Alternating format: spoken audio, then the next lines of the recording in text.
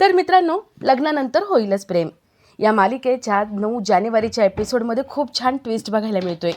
आणि ट्विस्ट असा असणार आहे की काव्या 2.0 झाली आहे. म्हणजे काव्याने आपलं रूप पूर्ण बदलले. काव्या आतापर्यंत ड्रेसमध्ये दिसत होती, सिंपल दिसत होती. पण आता पार्थला आपल्या प्रेमामध्ये पुन्हा पाडण्यासाठी काव्या मस्त साडी नेसून रेडी होते. काव्या मनात म्हणते, पार्थ देशमुख तयार राहा. आता येते काव्या देशमुख 2.0 तुमची विकेट पाडायला. काव्या खूप सुंदर दिसत असते. ती तिथून बाहेर पडते. तर इथे पार्थ नंदिनी यांचा फोन चालू असतो. नंदिनी म्हणते, पार्थ मला वाटते तुम्ही पुढे जायला हरकत नाही. काव्याचं खरंच तुमच्यावर खूप प्रेम आहे.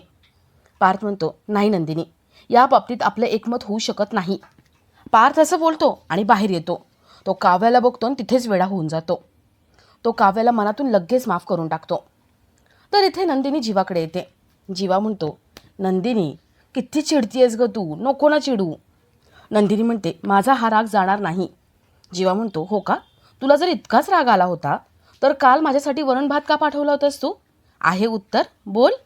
नंदिनी काहीच बोलू शकत नाही. ती तिथून जात असते. जीवा तिच्या चेहऱ्यावरती गोड स्माईल आणतो. आता पार्थला तर कळलेले की 16 डिसेंबरला कोणी कसे पुरावे आणले होते. वसू रम्या यांचं भांडं तर फुटलं आहे.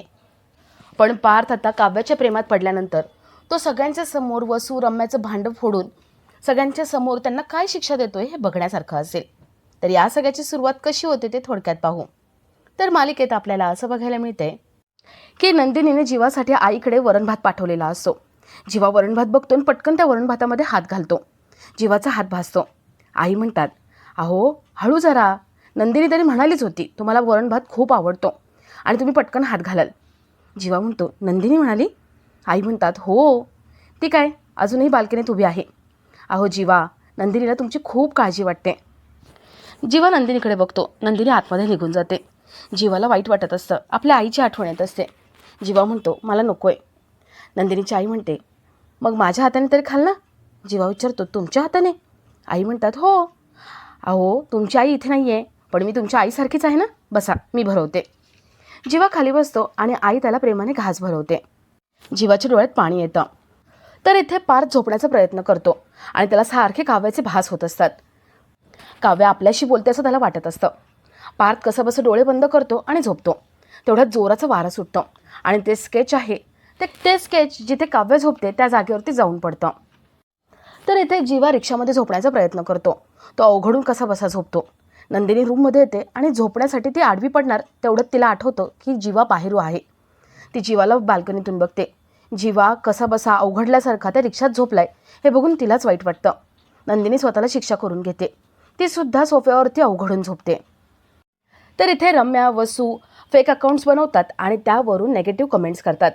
रम्या म्हणते, आई झालं की नाही कमेंट्स करून? वसू म्हणते, झालं. हे बघ मी काय लिहिलं ना ते वाचून दाखवते. वसू ते वाचते. वसू म्हणते, जीवा तू किती जरी प्रयत्न केलेस ना तरी 16 डिसेंबरमध्ये जी घाण करून ठेवली ना तुम्ही ती कधीच पुसली जाणार नाही. #नंदिनी परत जा. रम्या म्हणते, वा आई कसली कमेंट केली आहेस तू. रम्या वसू एकमेकांना टाळ्या देत हसायला लागतात. तर इथे पार्थ झोपण्याचा प्रयत्न करतो. त्याला 16 डिसेंबरला जे जे झालं ते आठवतं आणि काव्या जीवा यांचे फोटो दिसले तेही आठवतं. पार्थ दचकून उठतो आणि तो जीवाचा तो व्लॉग बघतो. त्या व्लॉग खालचे कमेंट वाचतो. पार्थ त्या खालचे नेगेटिव्ह कमेंट्स वाचतो आणि तो खूप विचार करायला लागतो की हे कोणी केलं असेल. तर इथे रम्या वसू चेस खेळत बसलेले असतात. रम्याला काही झोप येत नाही. वसूला खूप झोप आलेली असते. वसू म्हणते, रम्या मला झोप आली आहे ग. अगं हे का चेस खेळतेस तू माझ्यासोबत, तू रील बघत बस ना. रम्या म्हणते, नाही आई, अगं मी आता ठरवले मोबाईल जरा वेळ का होईना पण माझ्यापासून लांब ठेवायचा. वसू हसायला लागते. वसू म्हणते, रम्या हे तू बोलतेस का? अगं आत्ता थोड्या वेळापूर्वी फेक अकाउंट बनवलेस तू आणि त्याच्यावरून नेगेटिव्ह कमेंट्स केल्या आणि आता म्हणायला आलीस की तुला मोबाईलपासून लांब राहायचे. रम्या म्हणते, आई हळू बोल, कोणीतरी ऐकेल. वसू म्हणते, इथे कोण आहे का ऐकायला, बघतेस ना आहे का कोणी. तर इथे पार्थ नेगेटिव्ह कमेंट्स वाचतो. पार्थ खूप चिडलेला असतो. पार्थ त्या सगळ्यांना नेगेटिव्ह कमेंट्सला उत्तर देणार असतो. तो आपलं टायपिंग थांबवतो. पार्थ म्हणतो, जाऊ दे, कोणाकोणाला काय काय बोलायचं. हे सोशल मीडियावरती बोलणारी लोक अंधारातून वार करणारे असतात. आपण असल्या लोकांपर्यंत पोहोचायचं ठरवलं तरी पोहोचू शकत नाही. पण या सगळ्याची सुरुवात कधीपासून झाली असेल? 16 डिसेंबर? परत प्रश्न येतो तोच. 16 डिसेंबरच्या वेळेस तो व्हिडिओ आला कुठून? ते काव्या जीवा यांचे फोटो आले कुठून? पिहूकडे तर ते फोटो नव्हते, तिच्याकडे शक्यच नाही आहे. मग फोटो आले कुठून? पार्थ अजून विचार करतो. पार्थ म्हणतो, आता या गोष्टीचा शोध मी लावणारच. 16 डिसेंबर हे गुपित आता शोधायलाच पाहिजे, त्याशिवाय मी शांत बसणार नाही. पार्थ पुन्हा ते निगेटिव्ह कमेंट वाचतो. तर इथे रम्या वसू बोलत बसलेले असतात. रम्या म्हणते, आई ती काव्या परत आली आहे ना, तेव्हापासून मी खूप डिस्टर्ब झाले गं. अगं मला वाटलं पण नव्हतं ती परत येईल. प्लीज आई काहीतरी कर, त्या काव्याला परत पाठवून दे. काव्या पार्थ यांना मी सोबत नाही बघू शकत. वसू म्हणते, जाऊ दे गं, तू कशाला टेन्शन घेते. एक गोष्ट लक्षात ठेव. रम्या, घरातले सगळे एवढे प्रयत्न करतायत, पार्थला एवढं समजवत आहेत, पण पार्थ ऐकतोय का कुणाचं?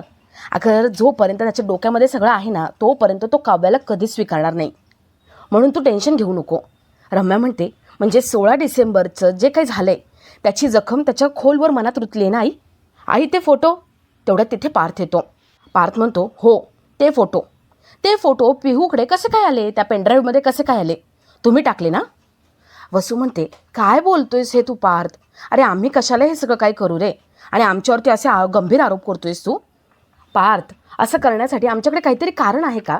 आणि तुझ्याकडे पुरावा आहे का काहीतरी? पार्थ म्हणतो, आहे ना, कारणं पण खूप आहेत आणि पुरावासुद्धा आहे. शोधले ना तर पुरावेसुद्धा सापडतील. पण त्याआधी मी तुम्हाला एक चान्स द्यायला आलो आहे. तुम्ही आत्ताच मान्य करा, तुम्हीच हे सगळं केलं आहे ना? काय गं रम्या, ड्रीमी गर्ल, हे तूच केलं आहेस ना? आता का दातखिळी बसली आहे ड्रीमी गर्लची? तू केलं आहेस ना? रम्या म्हणते, काय बोलतोयस तू? मला काहीच कळत नाही आहे. पार्थ म्हणतो, कळत नाही आहे का? रम्या, सिनेमन कॉफी त्याचा DP तूच ठेवला होतास ना? आठवते का तुला काही? आत्याला तर यातलं काहीच माहिती नसेल, हो ना? आता बोला, हे शक्यच नाही आहे. जीवाच्या व्लॉगखाली तुम्हीच घाणघाण कमेंट्स केले होते ना? मुद्दाम केलं ना तुम्ही? आता तुम्हाला प्रश्न पडला असेल, हे सगळं कसं काय मला कळलं? रम्या, आठव, त्या दिवशी मी तुझा लॅपटॉप घेतला होता, त्याच्यावरचं प्रोफाईल पिक्चर हे सिनेमन कॉफी होतं. तेच DP, तेच प्रोफाईल पिक्चर आणि जीवाच्या व्हिडिओ खाली केलेली ती घाण कमेंट, हे सगळं तुम्हीच केलं आहेत ना? आता कबूल करा. वसू म्हणते, हो मी मान्य करते, आम्हीच केले ते. अरे पार्थ, आम्हाला तुझ्यासाठी वाईट वाटतं रे, म्हणून आम्ही सगळं हे केलं. अरे जीवाचा तो व्हिडिओ बघितला आणि खूप कसं तरी वाटलं, म्हणून निगेटिव्ह कमेंट केली. जीवा तुझा भाऊ असून कसा वागलाय? नालायक आहे तो, गुन्हेगार आहे. पार्थ म्हणतो, आत्या, कोण कुणाचं गुन्हेगार आहे ना हे अजून तुला माहिती नाही आहे, मला चांगलंच कळलेले. आम्ही त्यांचे गुन्हेगार आहोत, ते आमचे नाही आहेत. आणि रम्या, आत्या, हे जे सगळं आहे ना, हे आमचं आहे, आमचा पर्सनल मॅटर आहे. तुम्ही या सगळ्यामध्ये पडायची काहीच गरज नाही आहे. तुम्ही आत्तापर्यंत नंदिनी, काव्या यांना किती त्रास दिला आहे, किती काय काय बोलला आहेत ना, घालून पाडून, ते आम्हाला सगळंच माहिती आहे. वसू आत्या, नंदिनीच्या बाबतीत जे काही झालेलं आहे ना, ते फक्त तुझ्यामुळे झालेले. तू आमच्या लग्नामध्ये अडथळा आणला होतास आणि आता 16 डिसेंबरच्या आनंदामध्ये तूच मिठाचा खडा टाकला. तुला आमचा आनंद बघवला जात नव्हता ना, म्हणून त्याला गालबोट लावला असतो. माझी पूर्ण खात्री आहे, हे सगळं केलं आहे ना ते तुम्हीच केलेले. तरच मी म्हणत होतो, इतकं सगळं 16 डिसेंबरला झालं, पण तुम्ही काहीच बोलला नाहीत, ना त्यांच्या बाजूने ना त्यांच्या विरोधात. तेव्हाच मला कळायला हवं होतं की हे तुम्ही केले.